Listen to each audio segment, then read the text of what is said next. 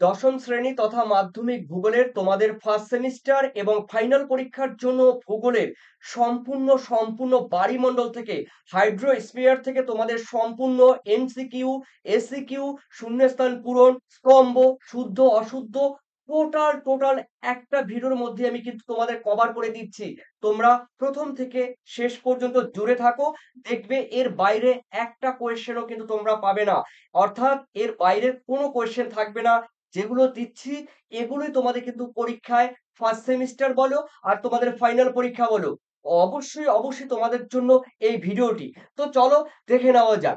দেখো, এখানে অবশ্যই তোমাদের রয়েছে ক্লাস 10 মাধ্যমিক রয়েছে, আর সেই সঙ্গে রয়েছে তোমাদের ফার্স্ট সেমিস্টার এবং ফাইনাল। দেখো, টোটাল কিন্তু শর্ট কোয়েশ্চেন তোমাদের কিন্তু কভার করে দিচ্ছি। অবশ্যই তৃতীয় অধ্যায় রয়েছে বায়ুমণ্ডল। তো দেখো, কোনো স্কুলে দেখো তোমাদের ফার্স্ট সেমিস্টারের জন্য হয়তোবা বায়ুমণ্ডল আছে, কোনো স্কুলে হয়তোবা বায়ুমণ্ডল নেই। তথাপি এই ভিডিও তোমাদের ফার্স্ট সেমিস্টারে যাদের আছে তারা তো পাচ্ছ, আর অন্যদিকে তোমাদের যাদের ফার্স্ট সেমিস্টার নেই অবশ্যই তোমাদের সেকেন্ড সেমিস্টার থেকেও কিন্তু এই বায়ুমণ্ডল থাকবে, এবং অবশ্যই তোমাদের ফাইনাল পরীক্ষার জন্য। চলো দেখে নেওয়া যাক। তো একে একে আমি বলে দিচ্ছি, তোমরা দেখে নাও। দেখো, সম্পূর্ণ দেখে নেবে তোমরা। প্রথম কোয়েশ্চেন দেখো, প্রথমে রয়েছে এমসিকিউ। অবশ্যই এমসিকিউর পরে এসিকিউ, তারপরে অন্যান্য কোয়েশ্চেন। দেখো, সমুদ্র স্রোত সৃষ্টির প্রধান কারণ কি? দেখো, সমুদ্র স্রোত সৃষ্টির প্রধান কারণ হলো কিন্তু নিয়ত বায়ু প্রবাহ। ঠিক আছে, এটাই কিন্তু প্রধান কারণ। অর্থাৎ D is the correct answer. এরপরে রয়েছে দেখো তোমাদের পরের কোশ্চেন রয়েছে সেকেন্ড, রয়েছে বেঙ্গুলা স্রোত কোন মহাসাগরে আহ প্রবাহিত হয়? দেখো, বেঙ্গুলা স্রোত, দেখো, আটলান্টিক মহাসাগরে প্রবাহিত হয়, অর্থাৎ C is the correct answer. পরের কোশ্চেন দেখে নাও, রয়েছে 3-এ, কোন মহাসাগরে ঋতু পরিবর্তনের সঙ্গে সঙ্গে সমুদ্র স্রোতের দিক পরিবর্তন হয়? অর্থাৎ ভারত মহাসাগরে। অর্থাৎ তোমরা জানো মৌসুমী বায়ুর জন্য কিন্তু এই স্রোত পরিবর্তন লক্ষ্য করা যায়। ওকে, পরের কোশ্চেন দেখে নিচ্ছি আমরা। 4-এ, বলা হয়েছে বৃহত্তম মগ্ন চড়া কোথায় অবস্থিত? দেখো, উত্তর আটলান্টিক মহাসাগরে, অর্থাৎ গ্র্যান্ড ব্যাংক, ডগার্স ব্যাংক, এগুলো কিন্তু উত্তর আটলান্টিক মহাসাগরে অবস্থিত। চলো পরের কোশ্চেন রয়েছে 5-এ, কোন সমুদ্র স্রোতটি তিনটি তিনটি মহাসাগরে বয়ে যায়? দেখো, নিরক্ষীয় স্রোত। এই নিরক্ষীয় স্রোত কিন্তু তিনটি মহাসাগরে কিন্তু প্রবাহিত হয় বা বয়ে যায়। এরপরে রয়েছে তোমাদের 6-এ, সমুদ্র স্রোতের দিক বিক্ষেপের কারণ কি? অবশ্যই কোরিওলিস ফোর্স বা কোরিওলিস বল, অর্থাৎ B is the correct answer. পরের কোশ্চেন 7, বলা হয়েছে সমুদ্র স্রোতের কোন স্থানটি মৎস্য আরোহণের ক্ষেত্রে বিখ্যাত? দেখো, মৎস্য আরোহণের ক্ষেত্রে বিখ্যাত অবশ্যই উষ্ণ এবং শীতল স্রোতের মিলনস্থলে। দেখো, উষ্ণ এবং শীতল স্রোতের মিলনস্থলে কি হয় বলতো? মিলন স্থলে বা মিলন অঞ্চলে কিন্তু মগ্ন চড়া সৃষ্টি, অর্থাৎ তোমাদের C is the correct answer. এরপরে চলো দেখে নিচ্ছি তোমাদের 8-এ বলা হয়েছে সমুদ্র স্রোত উৎপত্তির প্রধান কারণ কি? দেখো, সমুদ্র স্রোতের উৎপত্তির প্রধান কারণ কিন্তু বায়ু প্রবাহ, মানে নিয়ত বায়ু প্রবাহ। এরপরে রয়েছে দেখো 9-এ, সমুদ্রে বিচ্ছিন্নভাবে ভাসমান বিশাল বরফের স্তূপকে কি বলা হয়? অবশ্যই আইসবার্গ বা হিমশৈল বা হিমশৈল, যা বলো তোমরা। এরপরে রয়েছে তোমাদের 10-এ বলা হয়েছে সুস্পষ্ট হিমপ্রাচীর দেখা যায়। দেখো, অবশ্যই আটলান্টিক মহাসাগরে দেখা যায়। অর্থাৎ দেখো, উপসাগরীয় স্রোত একদিকে রয়েছে নিরক্ষীয় অঞ্চল, মানে মেরু অঞ্চল থেকে তোমাদের আসে ল্যাব্রাডর স্রোত, আর নিরক্ষীয় অঞ্চল থেকে রয়েছে দেখো যেটি রয়েছে, ঠিক আছে, উপসাগরীয় স্রোত। অর্থাৎ উপসাগরীয় স্রোত এবং ল্যাব্রাডর স্রোত, এই দুটো স্রোতের মিলনস্থলে কিন্তু হিম প্রাচীর সুস্পষ্টভাবে দেখা যায়, যেটি আটলান্টিক মহাসাগরে রয়েছে। এরপরে রয়েছে তোমাদের 11-তে বলা হয়েছে অধিক লবণাক্ত জল প্রবাহিত হয়। দেখো, অধিক লবণাক্ত জল প্রবাহিত হয় অন্তঃস্রোত রূপে। ঠিক আছে, অন্তঃস্রোত রূপে, অর্থাৎ B is the correct answer. এরপরে রয়েছে দেখো তোমাদের শৈবাল সাগর। দেখো, শৈবাল সাগর কোন মহাসাগরে দেখা যায়? উত্তর আটলান্টিক মহাসাগরে কিন্তু শৈবাল সাগর দেখা যায়। অন্যান্য মহাসাগরে দেখা যায়, তবে খুব পরিমাণ কম, অতটা পরিস্ফুটিত ভাবে কিন্তু দেখা যায় না। একমাত্র শৈবাল সাগর দেখা যায়, সার্গেসিস সি দেখা যায় উত্তর আটলান্টিক মহাসাগরে। পরে কোশ্চেন রয়েছে তোমাদের 13, আটলান্টিক মহাসাগরে দক্ষিণ আফ্রিকার পশ্চিম উপকূলে প্রবাহিত সমুদ্র স্রোতের নাম কি? অবশ্যই বেঙ্গোলা স্রোত, একটু আগে বলেছিলাম। এরপরে 14 বলা হয়েছে দেখো, উষ্ণ স্রোত সাধারণত সৃষ্টি হয় কোথায়? নিরক্ষীয় অঞ্চলে, ক্রান্তীয় অঞ্চলে, উপক্রান্তীয় অঞ্চলে, মেরু অঞ্চলে। অবশ্যই দেখো ক্রান্তীয় অঞ্চলে। এই ক্রান্তীয় অঞ্চলে তোমার উষ্ণ স্রোত কিন্তু সৃষ্টি হয়। এরপর রয়েছে তোমাদের ১৫ হিমপ্রাচীর কোন ২ স্রোতের সীমারেখা বরাবর সৃষ্টি হয়? দেখো হিমপ্রাচীর কোন ২ স্রোতের সীমারেখা বরাবর সৃষ্টি হয়? একটু আগে বলেছিলাম ল্যাব্রাডর স্রোত এবং উপসাগরীয় স্রোত। অর্থাৎ এ ইস দ্য কারেক্ট আনসার। এরপরে চলো দেখে নিচ্ছি তোমাদের পৃথিবীর বৃহত্তম মগ্নচড়ার নাম কি? গ্র্যান্ড ব্যাংক, যেটি রয়েছে তোমাদের দেখো আটলান্টিক মহাসাগরে, গ্র্যান্ড ব্যাংক। এরপরে রয়েছে দেখো তোমাদের পরের কোশ্চেন ১৭ কোন স্রোতের প্রভাবে ব্রিটিশ দ্বীপপুঞ্জ এবং নরওয়ের উপকূলে সারা বছর বরফ মুক্ত থাকে? উষ্ণ উপসাগরীয় স্রোত। দেখো উষ্ণ উপসাগরীয় স্রোতের জন্য কিন্তু ব্রিটিশ নরওয়ে, সুইডেন, ডেনমার্কের উপকূলে কিন্তু আম বরফ মুক্ত থাকে। এরপরে রয়েছে তোমাদের ১৮ ভারত মহাসাগরের সমুদ্র স্রোত নিয়ন্ত্রিত হয় মৌসুমী বায়ুর দ্বারা। এটাও কিন্তু হয়েছে। এরপরে রয়েছে দেখো তোমাদের মাদাগাস্কার এবং মোজাম্বিক স্রোতের মিলিত রূপ কি? দেখো আগুলহাস স্রোত। অর্থাৎ তোমাদের রয়েছে D is the correct answer Agulhas স্রোত। এরপরে রয়েছে দেখো তোমাদের ২০ তে রয়েছে উত্তর আটলান্টিক মহাসাগরের একটি শীতল স্রোতের নাম কি? দেখো উত্তর আটলান্টিক ক্যানারি স্রোত। অবশ্যই দেখো ক্যানারি স্রোত। ঠিক আছে? এ সরি ক্যানারি স্রোত। ক্যানারি স্রোত is the correct answer, canary স্রোত। ঠিক আছে? এরপরে রয়েছে দেখো তোমাদের ২১ এ বলা হয়েছে শীতল স্রোতের স্বাভাবিক উৎসস্থল হলো কোনটি? দেখো শীতল স্রোতের স্বাভাবিক উৎপত্তি স্থল হলো কিন্তু অবশ্যই মেরু অঞ্চল বা মেরু প্রদেশীয় অঞ্চল। C is the correct answer. এরপরে চলো রয়েছে তোমাদের ২২ সমুদ্র স্রোত সৃষ্টি নির্ভর করে কিসের উপরে? অবশ্যই বায়ু প্রবাহ। ঠিক আছে? নিয়ত বায়ু প্রবাহ। ২৩ এ রয়েছে ব্রাজিলের স্রোত সৃষ্টি হয় দেখো দক্ষিণ নিরক্ষীয় স্রোতের জন্য। দক্ষিণ নিরক্ষীয় স্রোতের জন্য ম্যাপ দেখলে তোমরা বুঝতে পারবে।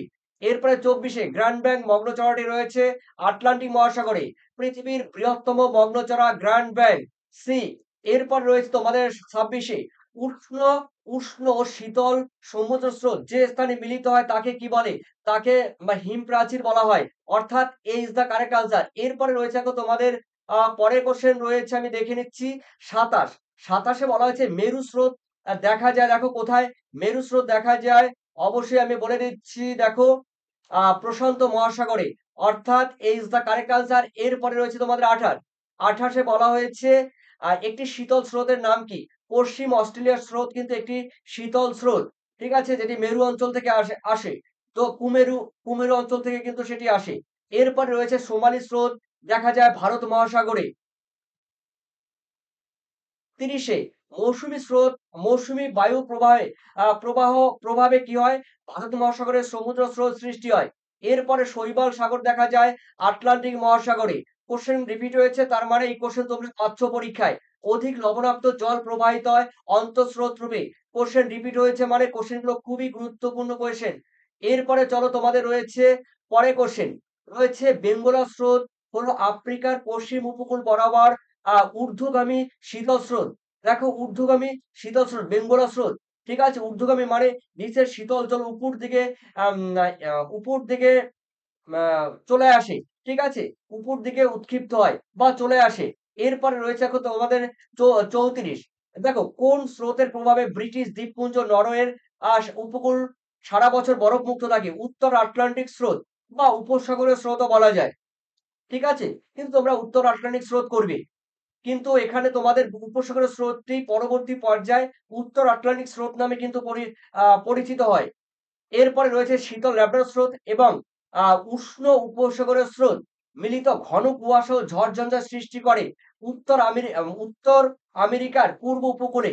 অর্থাৎ কানাডা এবং মার্কিন যুক্তরাষ্ট্রের পূর্ব উপকূলে নিউ ফাউন্ডল্যান্ড উপকূল। এরপরে রয়েছে দেখো তোমাদের ৩৬ এ জোয়ার এবং ভাটার প্রত্যেকের স্থায়িত্ব কাল হলো ঘন্টা? দেখো ৬ ঘন্টা। উত্তর কিন্তু B is the correct answer. এরপরে রয়েছে অনুরূপ দেখো কোন স্থানের জোয়ার ও ভাটার প্রকৃত ব্যবধান কয় ঘন্টা? ৬ ঘন্টা। এরপরে রয়েছে দেখো তোমাদের ৩৭ মরা কোটাল হয়। দেখো আ শুক এখানে কিন্তু হবে শুক্ল কয় লয়? শুক্ল ও কৃষ্ণ পক্ষের কৃষ্ণ পক্ষের অষ্টমী তিথিতে। অর্থাৎ C is the correct answer. এরপরে রয়েছে দেখো তোমাদের ৩৮ এ বলা হয়েছে দেখো দুটি মুখ্য জোয়ারের মধ্যে সময়ের ব্যবধান কত? 24 ঘন্টা 52 মিনিট, অর্থাৎ সি মানে গ ইজ দ্য কারেক্ট আনসার। এরপরে রয়েছে তোমাদের দেখো 39, পৃথিবী থেকে চাঁদের দূরত্ব যখন সবচেয়ে কম থাকে তখন যে জোয়ারের সৃষ্টি হয় তখন তাকে পেরিজি জোয়ার বলা হয়। আর বেশি থাকলে দেখো দূরত্ব বেশি থাকলে তখন অ্যাপোজি জোয়ার হয়। এটার উত্তর কিন্তু হবে তোমাদের গ। এরপরে রয়েছে দেখো তোমাদের দুটি মুখ্য এবং দুটি গৌণ জোয়ারের মধ্যে সময়ের ব্যবধান 12 ঘন্টা 26 মিনিট। এরপরে রয়েছে দেখো তোমাদের 41, একটি মুখ্য জোয়ার এবং একটি গৌণ জোয়ারের মধ্যে সময়ের ব্যবধান কত? দেখো 6 ঘন্টা। এরপরে রয়েছে দেখো কেন্দ্রাতিক বলের প্রভাবে সৃষ্টি হয় কি? গৌণ জোয়ার সৃষ্টি হয়। এরপরে চলো রয়েছে তোমাদের 43, পানডাকা দেখা যায় হুগলি নদীতে, টেমস নদীতে, ইয়াংসিকিয়াং নদীতে, ঠিক আছে এগুলো। এরপরে রয়েছে তোমাদের 44, মরা কোটালের সময়ে দেখো চন্দ্র ও সূর্য পৃথিবীর সাপেক্ষে নিম্নলিখিত আহ কত ডিগ্রি কোণে অবস্থান করে? উত্তর কিন্তু 90 ডিগ্রি কোণে অবস্থান করে। গ ইজ দ্য কারেক্ট আনসার। এরপরে রয়েছে দেখো পৃথিবী ও চাঁদের মধ্যে যখন দূরত্ব সর্বাধিক হয় তখন তাকে অ্যাপোজি বলা হয়। আর এদের মধ্যে যখন জোয়ারের সৃষ্টি হয় এদের টানে তখন তাকে অ্যাপোজি জোয়ার বলা হয়। এরপরে রয়েছে তোমাদের 46, ভরা কোটালে যে তিথিতে হয় সেটি হলো পূর্ণিমা তিথিতে, ঠিক আছে, অর্থাৎ ঘ ইজ দ্য কারেক্ট আনসার। এরপরে রয়েছে তোমাদের 47, চাঁদ ও পৃথিবীর মধ্যে সর্বনিম্ন দূরত্ব অবস্থানকে বলা হয় কি? অনুসুর বা পেরিজি। ক ইজ দ্য কারেক্ট আনসার।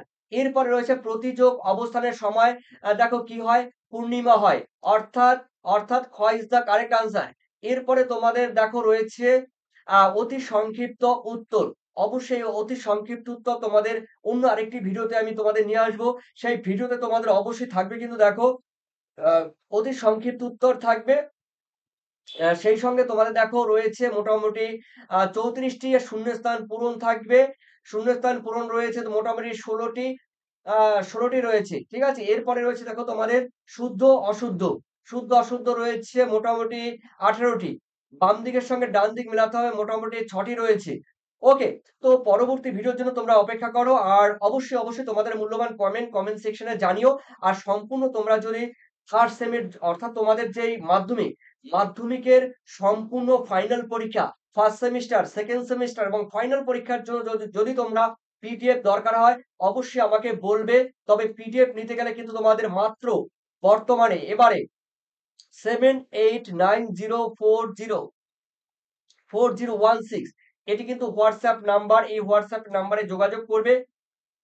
হুম, অবশ্যই তোমাদের 105 টাকা পেমেন্ট করলে তবে তোমরা সম্পূর্ণ উত্তর সহ পেয়ে যাবে। রয়েছে 2 নম্বরের, 3 নম্বরের এবং তোমাদের 5 নম্বরেরও থাকবে সম্পূর্ণ সাজেশন উত্তর। অবশ্যই তোমরা কমেন্ট সেকশনে কমেন্ট করে তোমাদের মূল্যবান কমেন্ট জানিয়ে দিও, ঠিক আছে। আর পরবর্তী ভিডিওর জন্য অপেক্ষা করো। ধন্যবাদ তোমাদের সবাইকে। Thank you.